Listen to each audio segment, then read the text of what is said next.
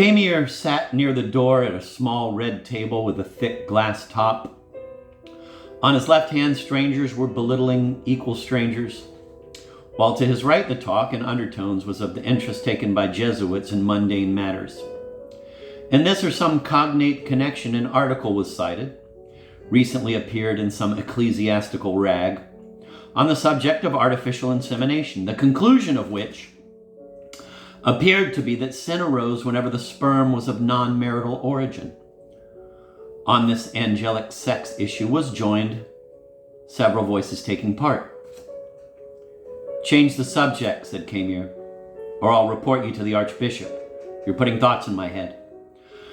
He could not distinguish clearly what lay before him, all outline blurred in the smoke-laden air. Here and then emerged, rifting the haze, the unanswerable gesture complete with irrefutable pipe, the conical hat, fragments of lower limbs and notably feet shuffling and fidgeting from one state of torment to the next, as though the seat of the soul. But behind him he had the stout old wall, plain and bare. He could feel it in his rear. He laid the back of his head against it and rubbed. He said to himself, "When Mercier comes, for come he will, I know my man, where will he sit? Here at this table?" This problem absorbed him for a time. No, he decided in the end, no, he must not. He, Camier, could not bear it. Why, he knew not. What then? The better to envisage this, that is to say, what then? Since Mercier must not join him in this corner, Camier took his hands from his pockets, disposed them before him on the table in a snug little heap, and rested his face thereon.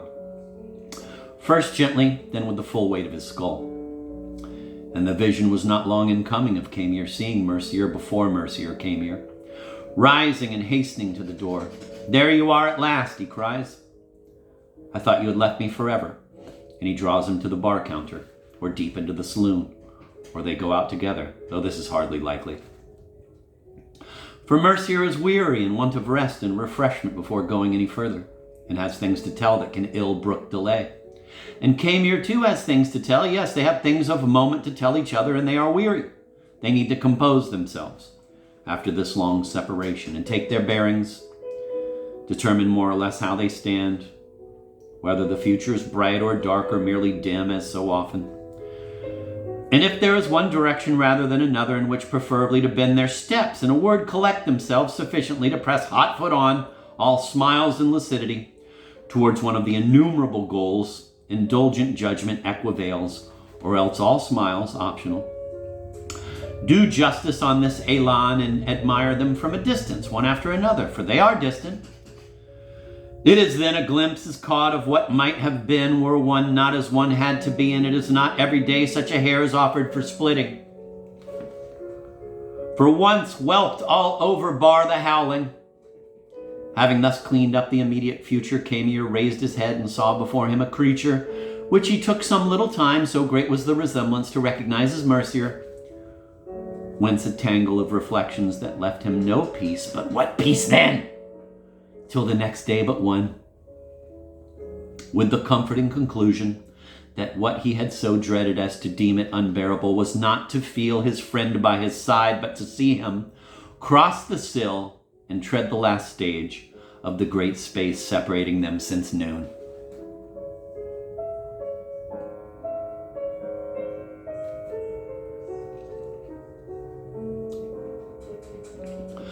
Mercier's entry had provoked some embarrassment in the saloon, a kind of uneasy chill, and yet the company was of dockers and sailors for the most part, with a sprinkling of excisemen, such as are not easily affected as a rule by singularity of exterior. A hush fell nonetheless as voices lulled, gestures froze, tankards trembled, tilted on the brink, and all eyes looked the same way. An acute observer, had one been present, but none was, might well have been put in mind of a flock of sheep or a herd of oxen, startled by some dark threat.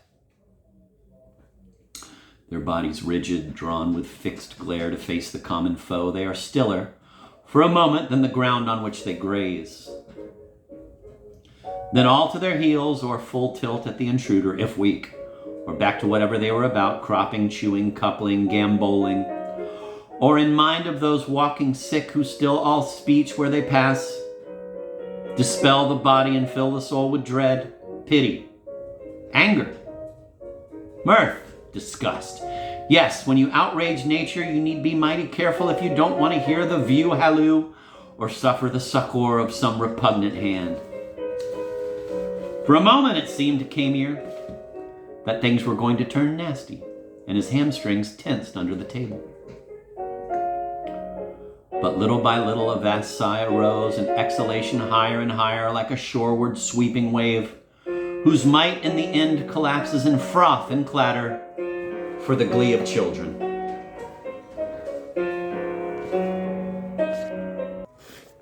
"What became of you?" said Camier.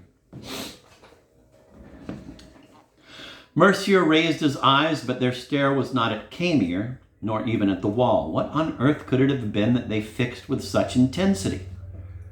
One wonders. "Christ, what a face," said Camier. "You look straight from the infernal regions." "What's that you say?" No doubt about it, Mercier's lips had moved.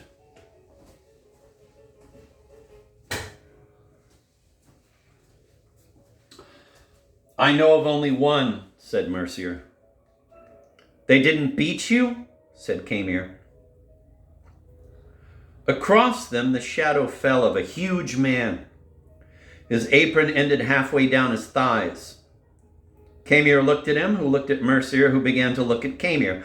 Thus were engendered, though no eyes met, images of extreme complexity, enabling each to enjoy himself in three distinct simultaneous versions, plus, on a more modest scale, the three versions of self enjoyed by each of the others, namely a total of 9 images at first sight irreconcilable, not to mention the confusion of frustrated excitations jostling on the fringes of the field. In all a gruesome mess, but instructive. Add to this the many eyes fastened on the trio, and a feeble idea may be obtained of what awaits him too smart not to know better than to leave his black cell in that harmless lunacy. Faint flicker every other age or so, the consciousness of being, of having been. "What will it be?" said the barman. "When we need you, we'll tell you," said Camier. "What will it be?" said the barman. "The same as before," said Mercier. "You haven't been served," said the barman. "The same as this, gentleman," said Mercier. The barman looked at Camier's empty glass. "I forget what it was," he said. "I too," said Camier.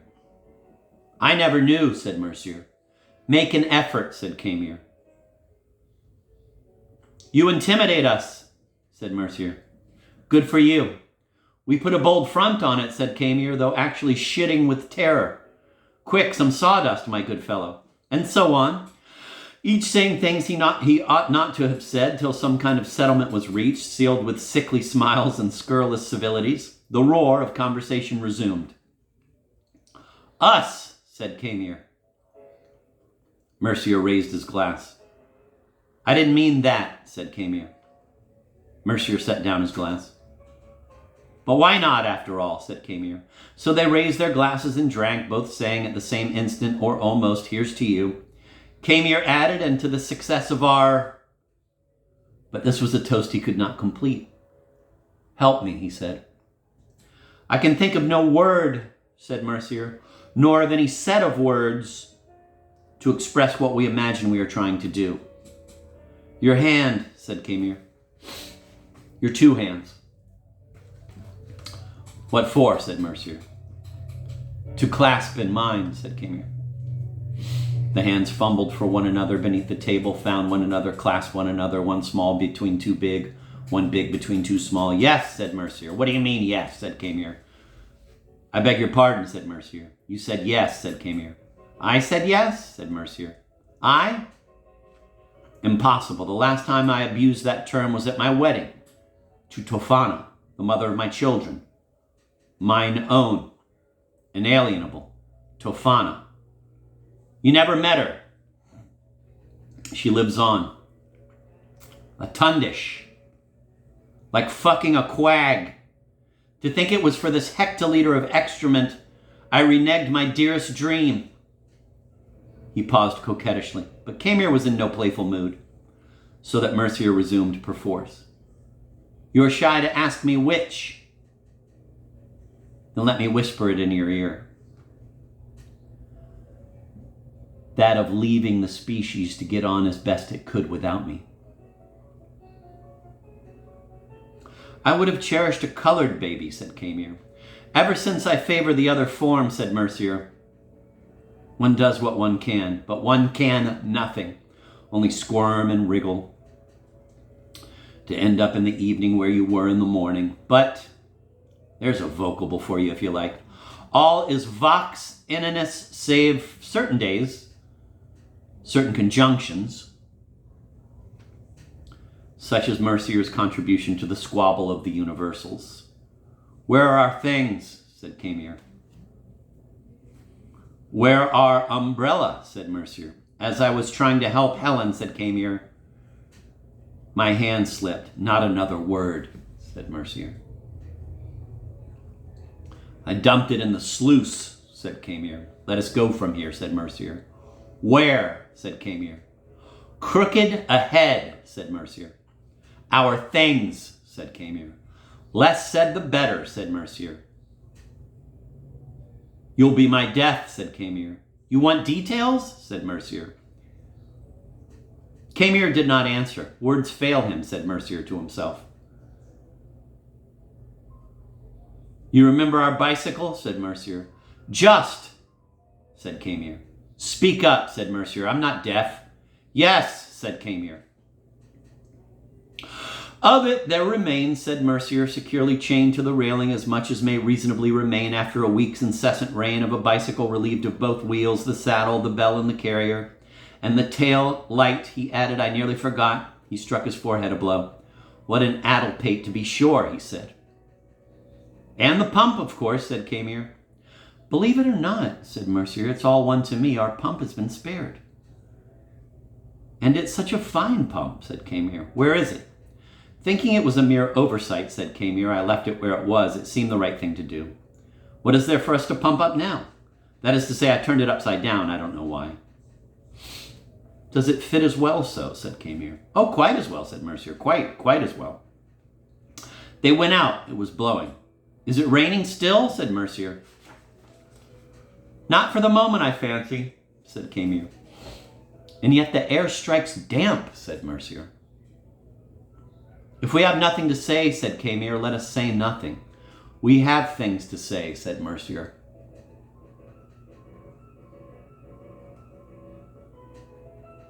Then why don't we say them, said Camier. We can't, said Mercier.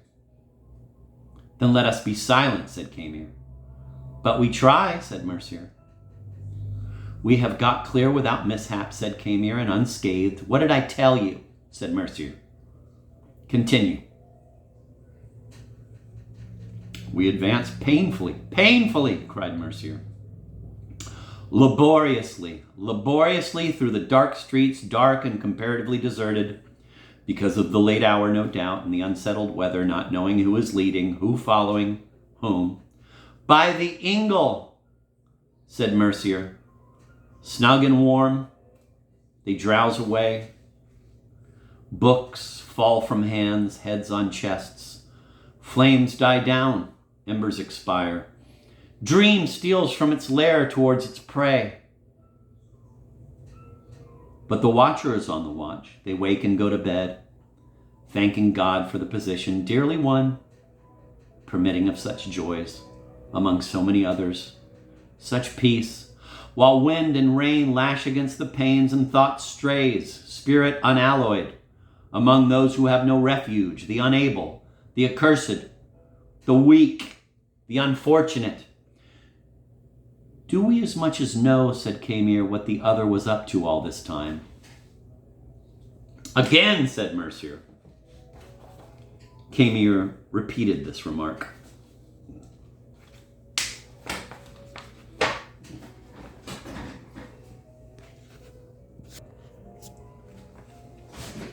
Even side by side, said Mercier, as now, arm to arm, hand in hand, legs in unison, we are fraught with more events than could fit in a fat tome. 2 fat tomes, your fat tome and my fat tome. Whence, no doubt, our blessed sense of nothing, nothing to be done, nothing to be said. For man wearies in the end of trying to slake his drought at the fireman's hose and seeing his few remaining tapers, one after another, blasted by the oxyhydrogen blowpipe. So he gives himself over once and for all to thirsting in the dark. It's less nerve-rending. But forgive, there are days when fire and water invade my thoughts and consequently my conversation insofar as the two are connected. I should like to ask some simple questions, said Camier. Simple questions, said Mercier. Camier, you surprise me.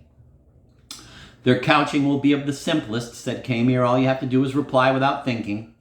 If there's one thing I abominate, said Mercier, it's talking walking. Our situation is desperate, said Camier. Now, said Mercier, none of your bombast. Would it be on account of the wind, do you suppose, that the rain has stopped? If it has, don't ask me, said Camier. Let me tell you, said Mercier, before you go any further. I haven't an answer to my name. Oh, there was a time I had, and none but the best. They were my only company. I even invented queries to go with them. But I sent them all packing long ago. I don't mean that kind, said Camier. And what kind so, said Mercier. This is looking up. You'll see, said Camier. First, what news of the sack? I hear nothing, said Mercier. The sack, cried Camier. Where is the sack? Let's go down here, said Mercier. It's more sheltered. They turned into a narrow street between high ancient houses. Now, said Mercier. Where is the sack? Said Camier. What possesses you to bring that up again? Said Mercier. You've told me nothing, said Camier. Mercier stopped in his stride, which obliged Camier to stop in his too. Had not Mercier stopped in his stride, then Camier had not stopped in his either. But Mercier having stopped in his stride, Camier had to stop in his too. Told you nothing, said Mercier. Strictly nothing, said Camier. What is there to tell, said Mercier, assuming I told you nothing. Why, said Camier, if you found it, how things went, all that. Mercier said, let us resume our... At a loss, he gestured with his free hand towards his legs and those of his companion. There was a silence. Then they resumed that indescribable process, not unconnected with their legs. You were saying, said Mercier. The sack, said Camier. Would I appear to have it, said Mercier. No, said Camier. Well then, said Mercier. So many things may have happened, said Camier. You may have looked for it, but in vain, found it and lost it again, or even discarded it, said to yourself, it's not worth bothering about, or enough for today. Tomorrow we'll see. How am I to know? I looked for it in vain, said Mercier. Longly, patiently, carefully, unsuccessfully. He exaggerated. Do I ask, said Mercier, how exactly you came to break the umbrella, or what you went through before throwing it away? I combed innumerable sights, questioned innumerable parties, made allowance for the invisibility of things, the metamorphosis of time, the foible of folk in general, and of me in particular, for fabulation and fibbery, the wish to please and the urge to hurt, and had just as well stayed quietly where I was, no matter where, still trying to imagine against the endless approach, the shuffling slippers, the clinking keys, some better remedy than the yelp, the gasp, the whine, the skedaddle. Camier said briefly what he thought of this. Why do we insist, said Mercier, you and I, for example, did you ever ask yourself that question, you who ask so many? Shall we fritter away what little is left of us in the tedium of flight and dreams of deliverance? Do you not inkle, like me, how you might adjust yourself to this preposterous penalty and placidly await the executioner come to ratify you? No, said Camier. They held back on the brink of a great open space, a square perhaps, all tumult, fluttering gleams, writhing shadows. Let us turn back, said Mercier. This street is charming. That brothel perfume.